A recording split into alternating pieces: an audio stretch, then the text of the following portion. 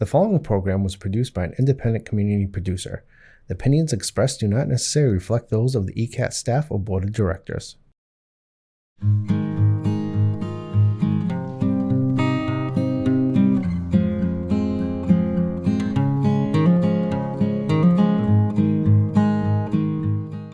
Good evening and welcome to the October 2025 edition of For the Love of Words. I'm your co-host, John Holgerson, and with us tonight we have Robert Eugene Perry. He's a native of Massachusetts and the author of 6 books. His most recent collection of poetry, I Dreamt I Was Water, was published by Metaphysical Fox Press in 2025. He is a board member of the Worcester County Poetry Association and was nominated for the prestigious Stanley Kunitz Medal in 2025.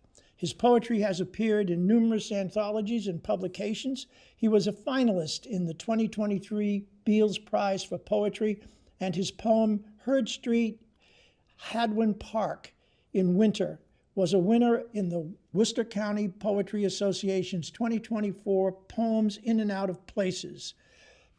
Perry has emceed at the monthly open mic at Book Lovers Gourmet in Webster, Massachusetts since May 2017. He is also the editor of the independent press, Metaphysical Fox. It's a pleasure to have you here, Bob. Thank you, John. I'd like to start with the question I've asked many of the poets who have sat at this table, and that is, what first brought you to poetry? So I was 12 years old. I think it was 4th grade. Fourth, 5th grade. It was an assignment, and to write. We had read like from the anthology Robert Frost and things like that, and I wrote a poem, Night, and it was like, night is fallen, the bats are hunting, the owls are hooting, something is moving. Is it man or beast? I'll never know. It's gone away. And from my peers, I got a lot of crap because it didn't rhyme, But the teacher loved it, and it was a way, of getting out of myself, of expressing myself, in the perfect art form. That's how I felt. And then from that point, which particular poets did you sort of read more often than others? So I have always loved anthologies. Because I was developing my own voice, I never wanted to focus on one single poet. But my senior year of high school, I chose T.S. Eliot. I chose the most difficult. Yes. I chose The Wasteland. There were only 2 things. There was Ezra Pound and Ezra Pound's cantos. Right. So I was like, well, I'm a poet, and I wanted to show off, and I waited until the last minute. And when I finally got to it and I saw, I was like, oh my God, I couldn't understand it because there's so many references, Right. And he recommended The Golden Bow. I'm like, okay, well, I'll read The Golden Bow. I was like, oh boy. So I wrote what I felt. My professor gave me a D, and he was being kind. But it started this, like, I really wanted to understand. And so, for years, things like the 4 quartets, Yes. Things that never get old. There was a depth there. And then along the way, I discovered Mary Oliver, and that really spoke to me on a deep level. A lot of the, there's of course, Thoreau, and a lot of the transcendentalist poets. But there was, I love to draw from different sources, but it was always using nature as a metaphor for the metaphysical. Okay. For the spiritual. Yep. Edna St. Vincent Millay, perhaps? Yeah. The nature, well, when you said the nature, she's the one that pops into my mind, along with Thoreau. Yeah. So when did you start to, I understand your interest at a young age, but when did you actually start to write poetry from a serious point of view? Oh, I'm still not very serious. I should say when you became critical of your own work. Okay, let's put it that way. Yeah, there's always been a level of being critical of my own work. I started publishing in 2000, and my first publication was self-published. It was Where the Journey Takes You. It was actually a novel.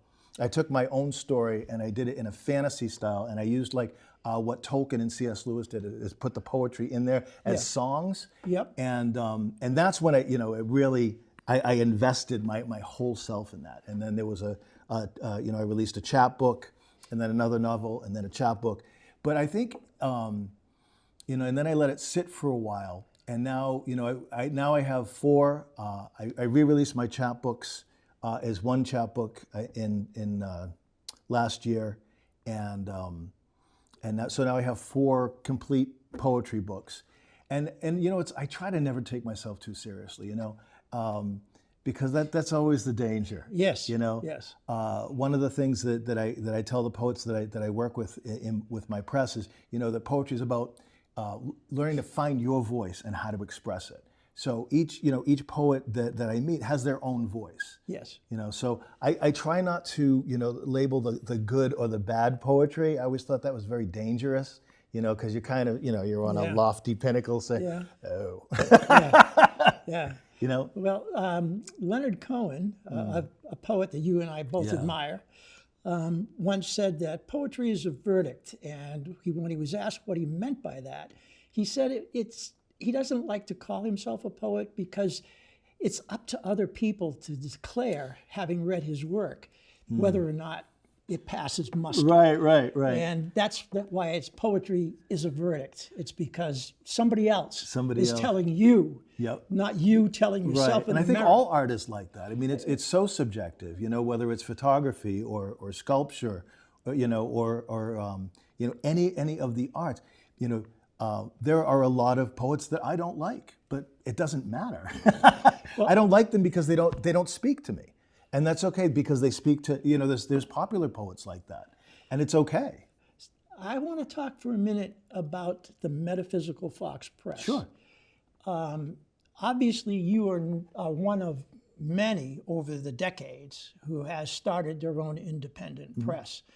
The example I can think of right off my head is the Black Sparrow Press that was there for Charles Bukowski. Right. And that was created essentially for him to publish his work. Right. And I'm not saying you have any particular poet in mind in creating the Metaphysical Fox Press, but what did you envision when you said to yourself, I want to establish an independent press, poetry press? But I know it's not all poetry. I believe you've published fiction as well. Fiction, nonfiction, memoir, all right. of it. But what were you envisioning when you decided that you wanted to start this project of an independent press? So that's a great question. So that brings me, from 2007 till 2020, I had self-published those books. I met my publisher, Paul Richmond of Human Error Publishing, out of Greenfield. I drove out there, a couple poets that I had been traveling with that had come to my open mic. So come out and meet him. If he'll hear you read, and if he likes you, he'll offer to publish you. So I went out there, and and I read. And so when I met him afterwards, the first thing he said is, "You're very diverse." And now he's a beat poet. He's a complete hippie, and I love him. And so I published two books with him. I published Surrendering to the Path and Earth Songs.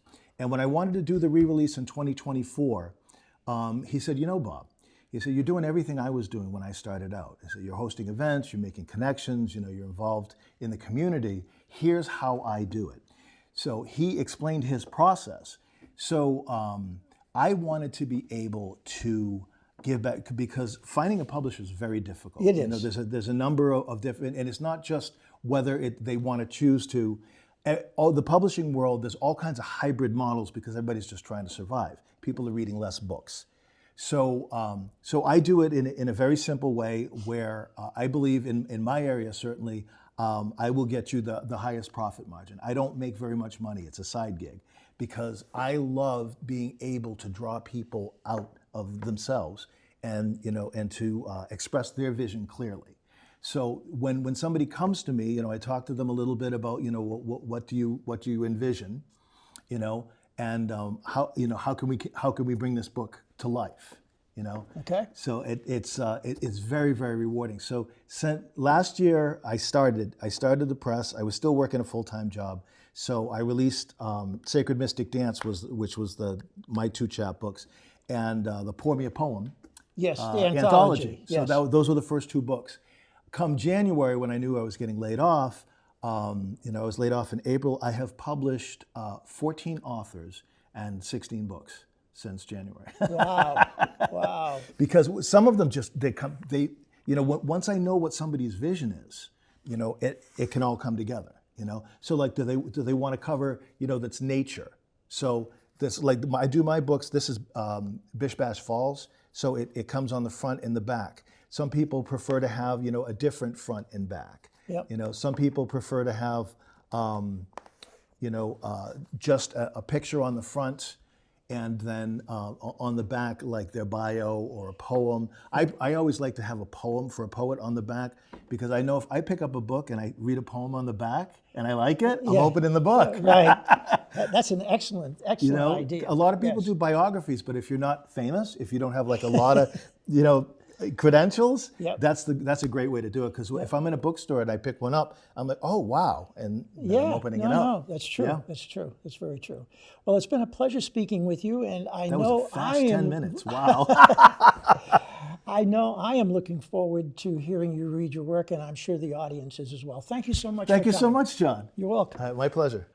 My name is Robert Eugene Perry, as you probably heard at the beginning. So I'm going to read, do a little retrospective. You know, I've been writing for many, many years. So this is Sacred Mystic Dance. This is my poetry books that were released in 2008 and 2011 combined. So I'm going to work without a net on those. So one of my oldest poems is called The Heart of God. The heart of God, a child's smile, often passes us right by as we scurry off to keep some deadline somewhere in some predetermined time, taking for granted all that's been granted, missing the point entirely.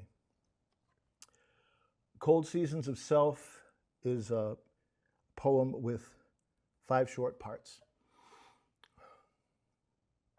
It amazes me, your patience in times of trouble, seasons of doubt, embedded in my anger, searching for understanding. I forget what you were all about. Could I, in bondage to abstract reason, deny you, engaged in mental treason? I stumble, waiting for the words. I fumble into the absurd. A prefabricated defense, an elaborate pretense. Can I refute the obvious fact I'm keeping my pride intact? A misguided rationalization, a ruse of my own creation. Shall I succumb to mere temptation, a demonstration of demoralization, of hard luck stories and allegories degenerating into an avoidance of the issue at hand?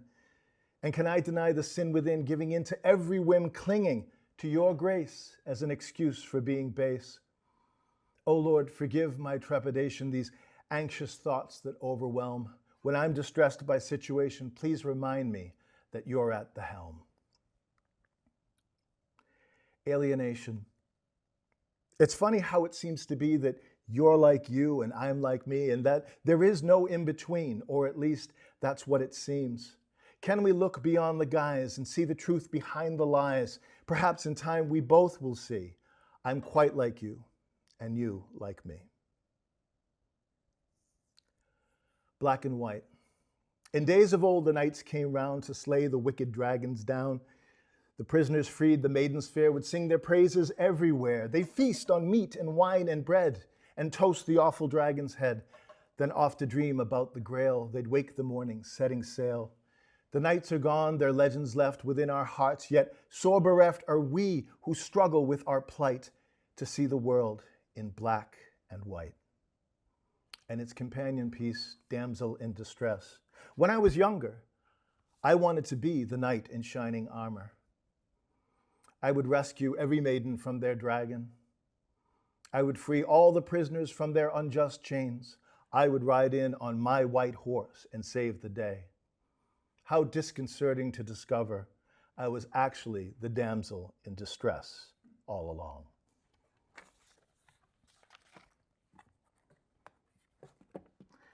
Surrendering to the Path was released COVID time, 2020. Yay. So that was, those were interesting book sales with masks on. This is the opening poem, A Seed Which Changes Everything. When I was young, I went on an adventure in the woods behind my home. The memory of it is surreal and dreamlike, the familiar woods transformed into another realm. Walking through the forest along the well-worn path, something urged me into a grove of sumacs. Pushing through, I came to a small clearing full of light. I have spent years trying to recall exactly what happened, have dreamed of this place, and can still see it vividly. Returning to the area, I have found the sumacs, but not the clearing. Something otherworldly and inexplicable occurred. I have never been the same. Some days I wish I could remember the event, but I have a suspicion that it retains its power because of the mystery it presents. Creator sometimes acts like a secret agent, infiltrating the ordinary to plant a sacred seed which changes everything. People ask me where I get the metaphysical and metaphysical fox. That was the first metaphysical experience in my life that always comes back to me. This is an exploration of existence as such. There's a long story behind that, but I'm not going to tell it to you. Wintertide. Winter came, and with it thoughts of desolation. The snow, the ice, the heavy dull clouds, all whispered that the world was dead, the sun only a myth of days past, long ago, when we were young and virile. Parks were green, children played, and the only cold came from ice cream cones greedily devoured before they melted. A single gull in the sky, white against the gray, a paean to wintertide and those who've lost their way. Calling. Blind old man with second sight, told of future days to pass, held the fool up to the light, the cards upon the table cast. Young man took the fool and left, a journey called his eager heart. The seer saw his last request and begged the angels to depart. Beginning. The bloom of love once planted supersedes all other thoughts, all other needs. Mystical dawn, primordial fire, the ancients worshipped well and knew all life depends upon that circle. Warmth, light, consistency, epiphany called the dawning of awareness, and awareness the beginning of life anew. At the edge of the precipice, staff in hand, eyes towards golden sunlit strands, the fool begins his holy quest, steps off and flies above the rest. Desert. Sirocco wind and scorching sun, swirling sands and scorpions, barren track of desert waste, yet everything is in its place. 40 days without a bite, burning days and freezing nights, looking for that inner light that will put the world to rights. Illumination. Equanimity, a lofty goal on a noble path, the fruit of right living plucked from a tree in perfect season at just the right moment. Each instant becomes the new movement over and again until we see it for what it truly is. You can step in the river, but it is never the same twice. Is it the river that changes, or is it you? A lesson from the elements. Earth. Rich, pungent smell of old life decayed. The soil brings forth the naked truth, memory of what was once displayed in earthen form, raw and uncouth. All life will pass in likewise way, discarding the old in favor of youth. Gaia embraces the funeral display, takes the shell while the soul departs. Hemera burns bright another day. Here ends earth where water starts. Water. Drip, drop, drop, drip. Deluge brought up the sunken ship, up from the depths of deepest dark. Into the light the shadow slips, the broken hull, sullen and stark, waterlogged with rife and rot. Drop, drip, drip, drop. Air. Wind echoes in the caverns, stirring up dust, the same dust we are made of. I breathe in the atmosphere, consciously integrating this simple truth. Life is sacred. The spirit that Creator has given to us bears this witness. Fire. Cleansing, purging, warming, lightning, untamed raw, a little frightening, dancing, burning, raging, flaring. Under stars our secret sharing. Scorching, molding, charring, healing. Thank Prometheus for stealing. Void. Between the emptiness and the form, between the obvious of the norm, lies the no thing. Earth Songs was a collection released in 2022. It's 50 poems and 50 sketches with a childhood friend actually, from high school. Farrell Ann Smith. So I'm going to read a couple from here. Susurration. In a language all its own, the river speaks in susurrus, syllables, sometimes sibilant, soft slaps of waves over stones, sweeping sensuously across branches, swirling into eddies around corners, speaking in soothing textures, showing off its splendor, singing surreptitiously for those with ears to hear. I moved from a house in Oxford, Mass. To an apartment in Dudley, and Riverside Park, we have the French River down there. So every day after work, I would drive the 10 minutes and sit by the river, and a lot of the poems in my books came from there. Unexpected connections.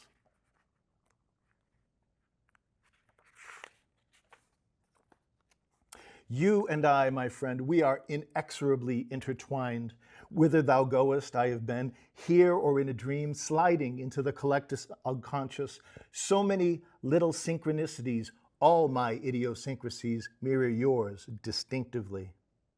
Albeit tacit, we are all connected, taking this ride for such a short time, either getting busy living or incrementally dying. Moments slip by in a trance. Living or incrementally dying, moments slip by in a trance, forgetting to dance, locked into routine, pulled by the slipstream of time, falling behind, falling in line. Nature whispers her secrets in systemically recurring patterns, healing refrains, soft echoes, rolling cadence, shouts in thunderous exclamations, fiery proclamations, howling winds, and earth torn asunder, hoping to wake us, to shake us, to make us connect with the larger life before we go under. Earth Songs is divided into the elements. I like the elements. Water, earth, air, fire, and heaven. A whisper stilled. Ah, who am I to disturb the universe with my plights and gripes? Indeed, where was I when the foundations of the earth were laid? I speak without knowledge or understanding, yet I experience something like speech. A whisper, born upon the wind when silence descends and the mind is stilled. Bodhicitta. And for those who are unfamiliar with Buddhism, the small, attaining great compassion for all sentient beings, accompanied by a falling away of the ego. And there's one word in here you need to know. Tonglen is a Buddhist practice where you take the pain of yourself and someone else in, making space for it, and then you breathe out compassion and healing and letting it go. Suffering.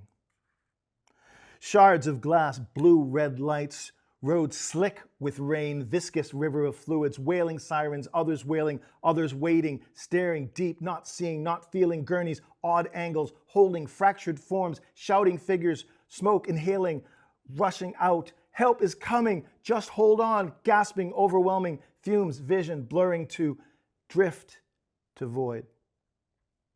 Tonglen. Hovering, ghost or angel, soaking up your pain, bleeding out compassion, remaining present, keeping intention, holding on and letting go, simultaneous heartbeat. Separation is the illusion. Impermanence.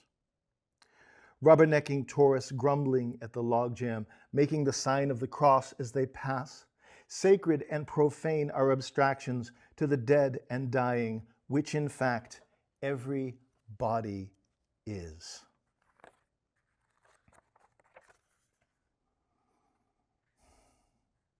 And now for something lighter.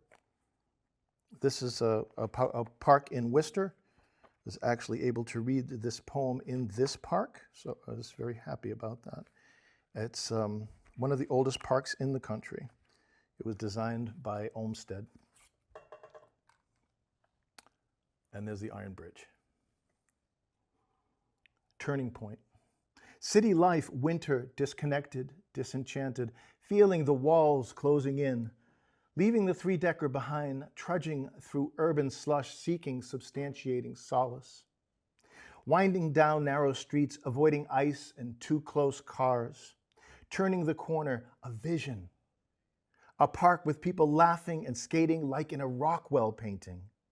Spring comes, sound of children at play, old man with a fishing pole near the iron bridge. Lovers walk the path and laugh at the future.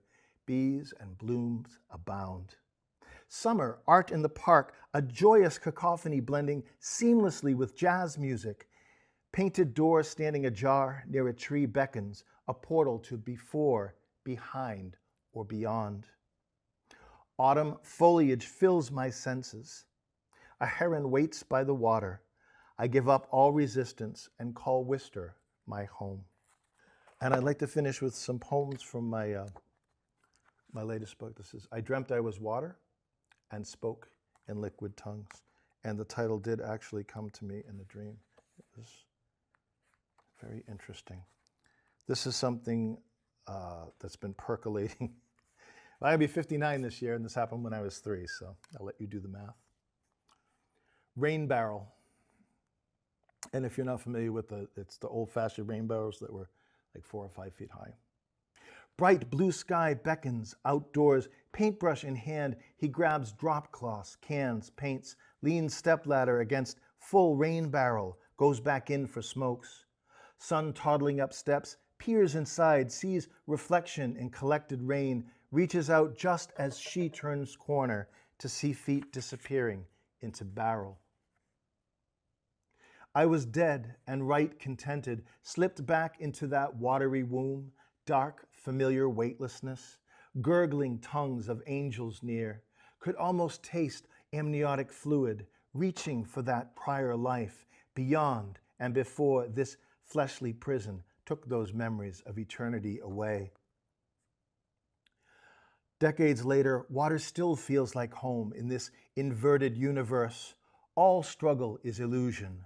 Smooth strokes, gliding gently, learning the art of breathing underwater. Entering twilight. Less seen, seen less, shadows creep, sleep forms, fox stirs, barn owl calls, crepuscular, one and all. In between, lesser known, clouds lengthen, dusk descends, ducks squawk, river rolls, gathering the gloaming in. Breathe deep, drop down, time shifts, space bends, ancestors all around, slow down, the veil is thin.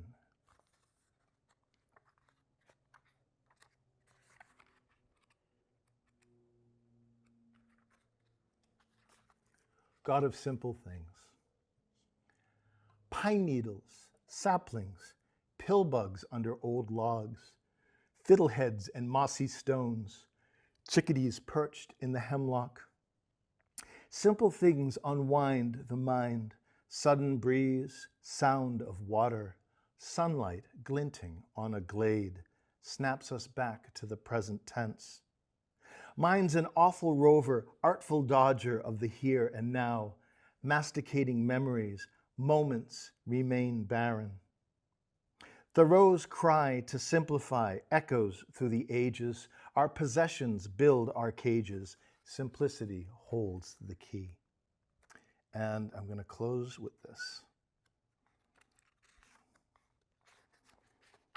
The last poem in the book. Exhortation.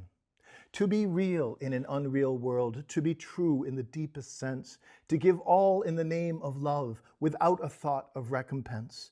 The spark divine will burn and glow, illuminating this darkened plain, blazing bright a blessed path, cutting through the noxious pain. The journey bends, we twist in turn, hobbled by our lack of faith. With hardened souls, we shut our eyes, our passion just a shallow wraith. We learn to play it safe. Is there a way back from the grave, this blackness that has left me blue, to resurrect these fragile bones, creating something fresh and new? Questions posed, the answers hide just beyond the intellect. To become real means to collide where faith and facts will intersect. Thank you all for listening. Hi, I'm Adam Carreiro, and today we are at Oaks Ames Hall for this special performance for the Love of Words.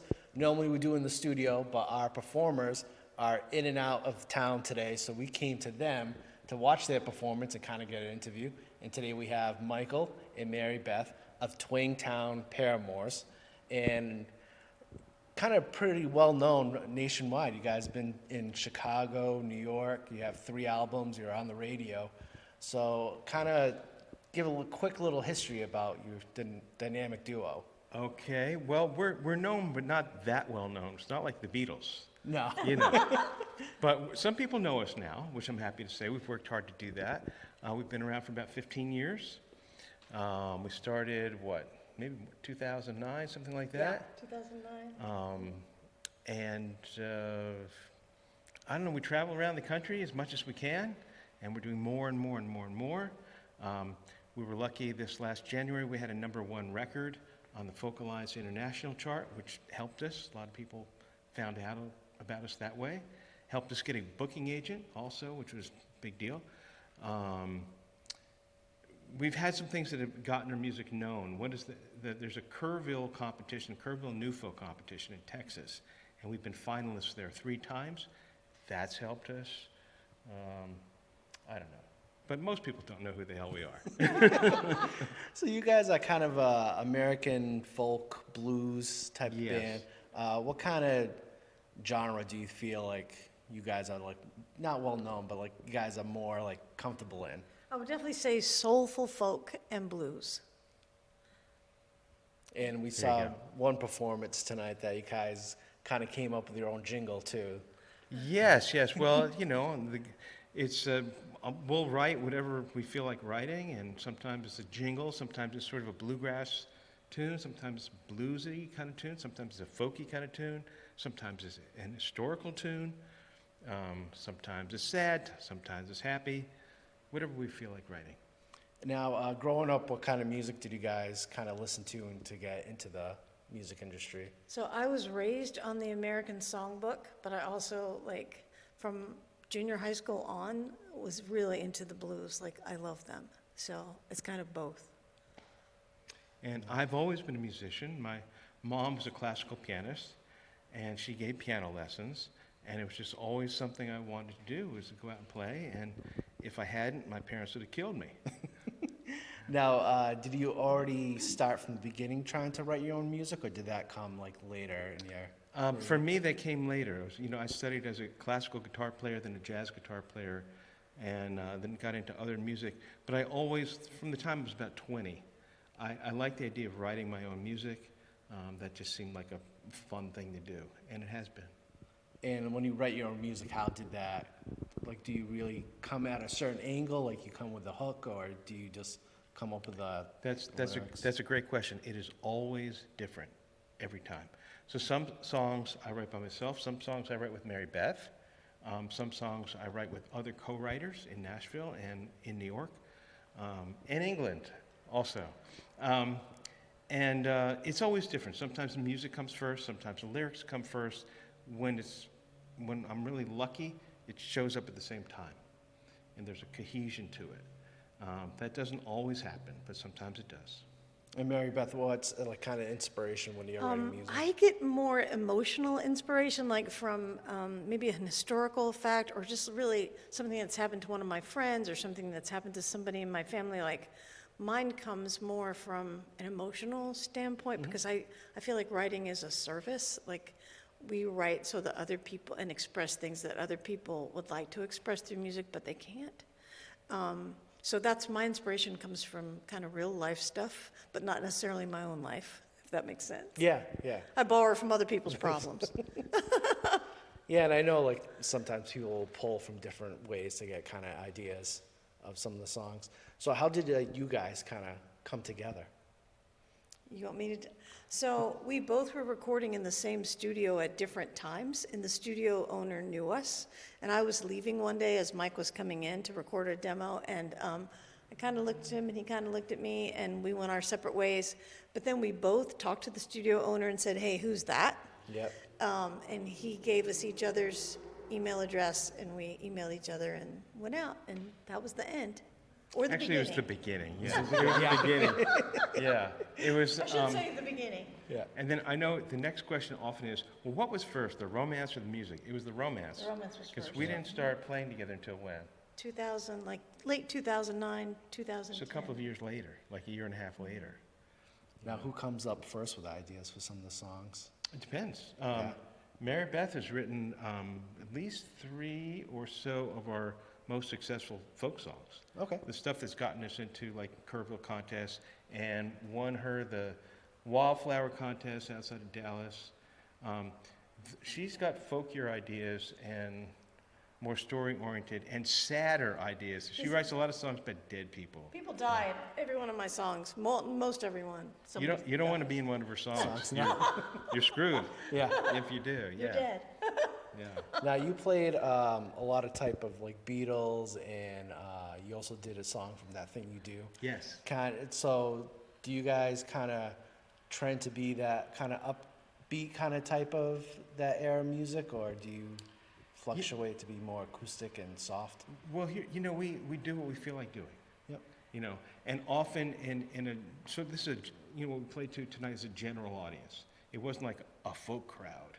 The folk crowd's going to want to hear some historical song, about the Holocaust, and we've got that. But tonight that didn't feel right, and we kind of feel out the audience, and we decide, what is the room? What are we sensing? And most of the time, we just have a good time. And we love the Beatles, and we like to mix in songs that we've written and songs that other people in the audience might know and that they could sing along to and they could dance to. And that is an old trick, actually, that Duke Ellington did. He would come in with something that everybody knew, often that he had written, but was well known, and then he'd bring out the new material. So he'd mix it up, and I thought that was always a smart idea. You want the people engaged, and then also give them stuff they don't know. A combination. And now, when you guys travel the country, do you guys kind of see different parts of the country, get a different feel for like the music that you guys pick to play? It's more the room, like the venue. Like when we Okay. play outside, it's more upbeat, and especially in the summer, people like they're relaxed and they just want to like listen and have fun. When we play a listening room and it's a quieter situation, we'll do more of the emotional kind of songs for that. I think it's more dependent on the venue than the area. And do you guys have like one song that you guys kind of try to play all the time, or you guys love playing? Well, we love That Thing You Do, and we didn't write it but I would say that's one of our favorite songs to play. Yeah. How about yourself? Same song? That's a or- good one. I like that one. Yeah. I mean, as far as like our original material, Yeah. probably Sincerely Yours No More. That's the first tune on our newest album, and it's real upbeat, and it's fun to take a solo on, and people seem to respond to that really well, and it kind of lifts us up. Yeah.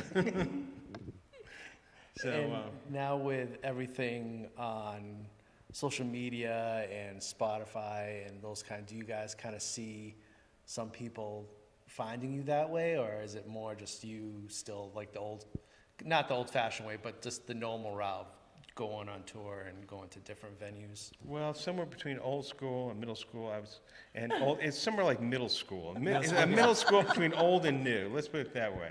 Yeah. It's like 7th grade. No, Yeah. it's somewhere in between. People find us, on Spotify and stuff. We have this one Christmas tune that's out usually every year, and it goes on to all these stores, and you can hear it overhead in like Best Buy and CarMax and stuff like that. And we'll get a lot of people who, what do you call it? Listen to us from What do you there. call it when you hit the Apple Music thing? Shazam. Oh, okay. Yeah, a they'll lot of Shazam it, Shazams. and then Yeah. they'll find us that way. But most people find us because we're playing live, and they walk up to us saying, "What was that song? Where can I get it?" And there's a So combination. we are kind of old school that way. Just Middle going school. around. Yeah. We're like middle schoolers.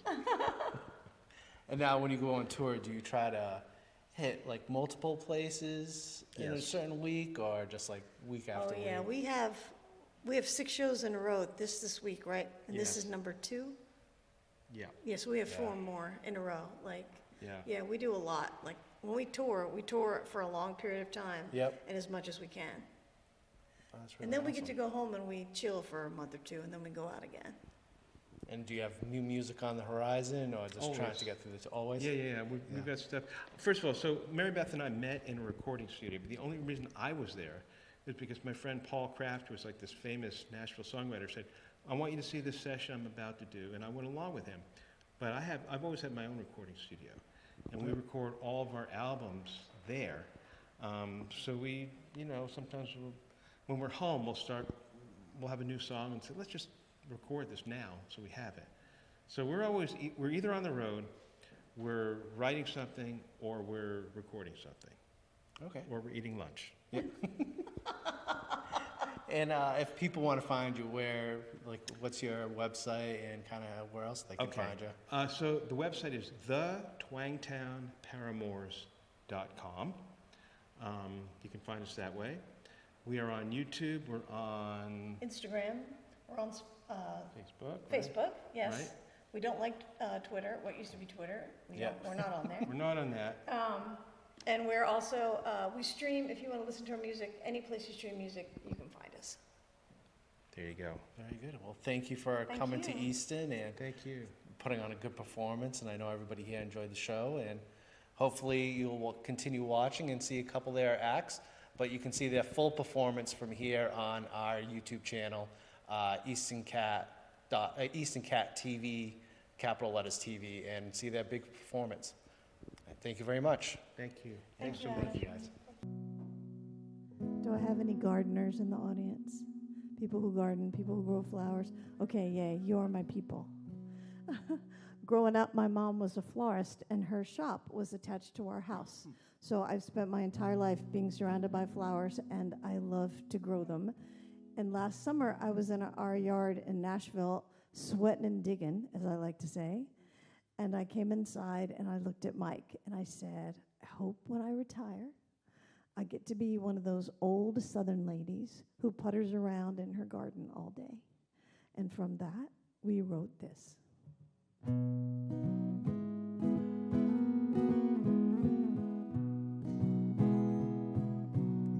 I hope I grow old enough to wander in the garden with a straw hat that shades me from a hot summer's day. I hope I'm that neighbor that gathers up flowers and gives them to strangers in wild rose bouquets.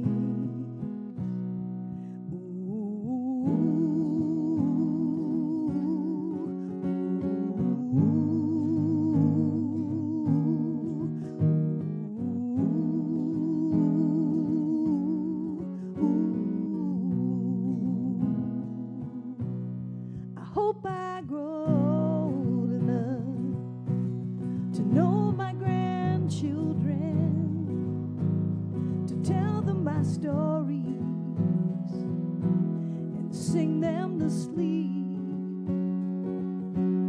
I hope we'll go walking, holding hands in the garden, making dandelion wishes and memories to keep.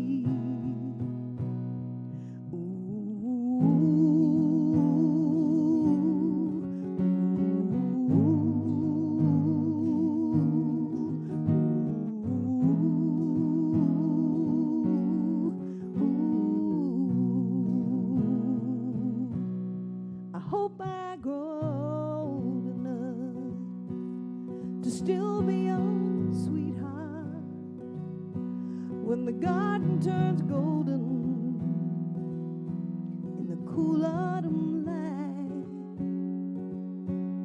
I hope I'm that lucky to still walk beside you when the last sunset comes and day turns to night.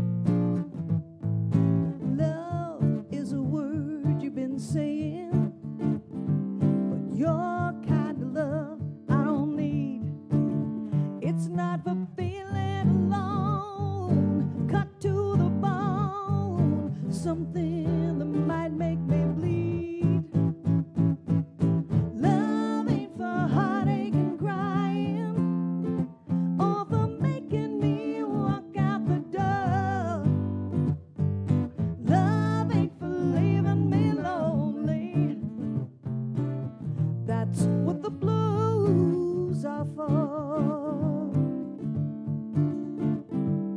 Love is a lie you've been telling, and the truth could set us both free. Why try to hide all that nothing inside that you've been feeling for me? Love ain't for heartache and crying, or for making me walk out that door. Love ain't for leaving me lonely. That's what the blues are for. The blues, they don't make no promises. They fill me to the brim with emptiness. They're only what they are. That's just how it is. They don't claim to be. They don't pretend to be loved.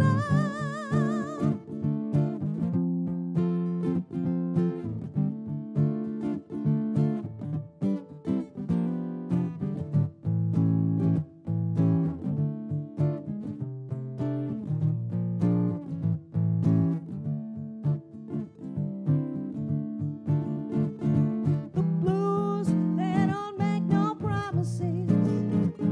They fill me to the brim with emptiness. They're only what they are. That's just how it is. They don't claim to be. They don't pretend to be loved. Ain't for heartache and crying, or for making me walk out that door. Love ain't for leaving me lonely. That's what the blues are for. That's what the blues are for. That's what the blues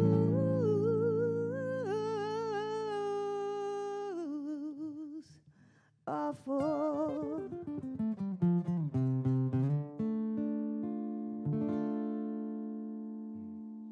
So, Mike buys a great majority of his clothes from the Goodwill store. Do y'all have a Goodwill store around here?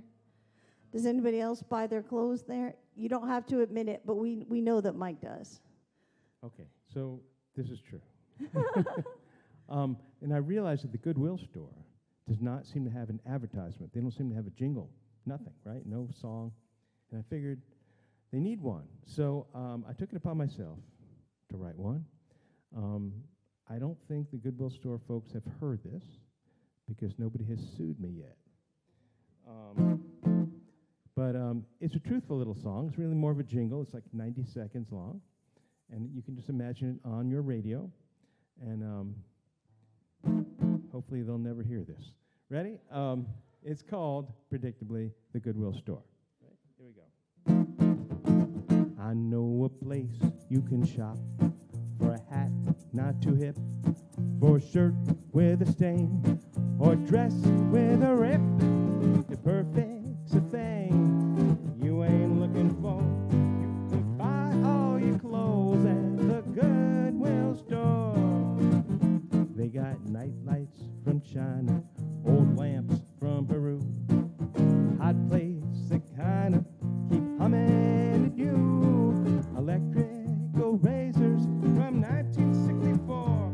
You'll be shocked by what you find at the Goodwill store. Is there something you own you've been meaning to trash? Liberace's recording of Jumpin' Jack Flash, a scooter, a blender, trumpet, a shawl, all that crap from your ex. You could donate it all.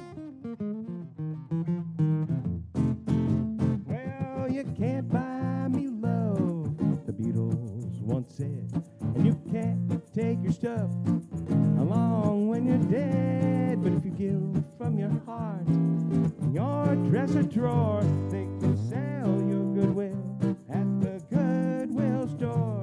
They can sell your Goodwill at the Goodwill store.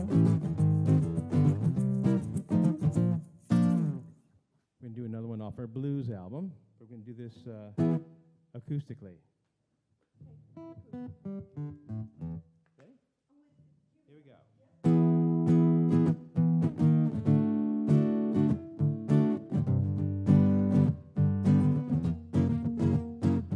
I'm back to my senses.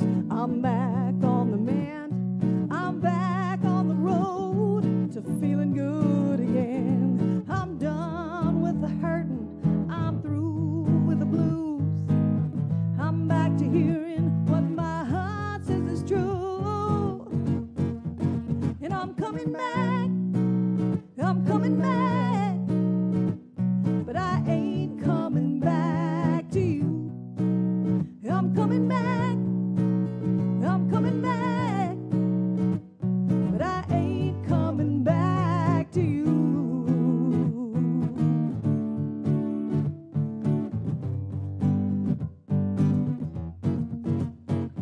All nights long and empty, I lay there alone. I almost gave in and called you on the phone. Oh, but I didn't surrender. I made it through the pain. Now I'm on my way to never needing you again. And I'm coming back, yeah, I'm coming back. But I ain't coming back to you. I'm coming back, I'm coming back. But I ain't coming back to you. Feels like I was gone for a long, long time, somewhere far off the map. I got lost in the troubles on my mind, but now I'm coming back, I'm coming back, but I ain't coming back to you. I'm coming back, I'm coming back, I'm coming back, yeah, but I ain't coming back to you. No, I ain't coming back to you.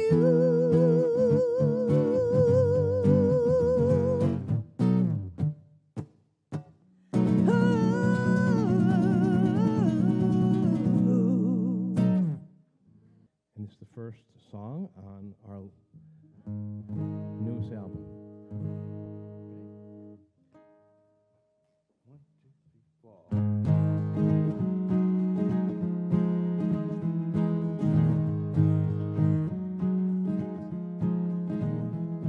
I wrote you all those love notes on sleepless nights for years.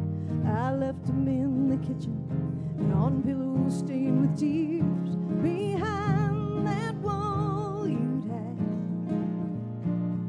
I couldn't reach you. I tried, darling. I know I said forever. Now you find this letter by the door.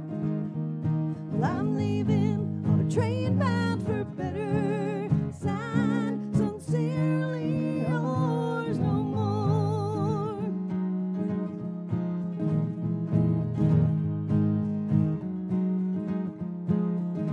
You're like a call that's disconnected. No one's on the phone. All I hear is silence whenever you were home. How do we get off track? You don't ever answer, so no need to write back. Darling, I know I said forever. Now you find this letter by the door. Well, I'm leaving on a train bound for better. Signed, sincerely yours no more.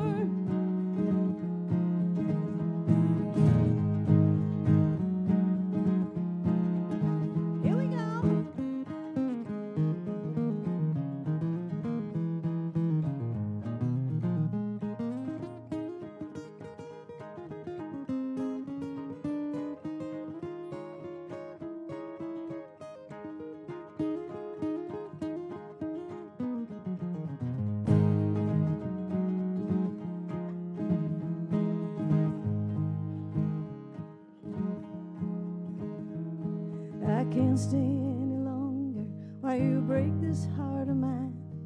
I'll try to send a postcard somewhere down the line. You'll understand, I hope. So goodbye, and like they say, that's all she wrote. Darling,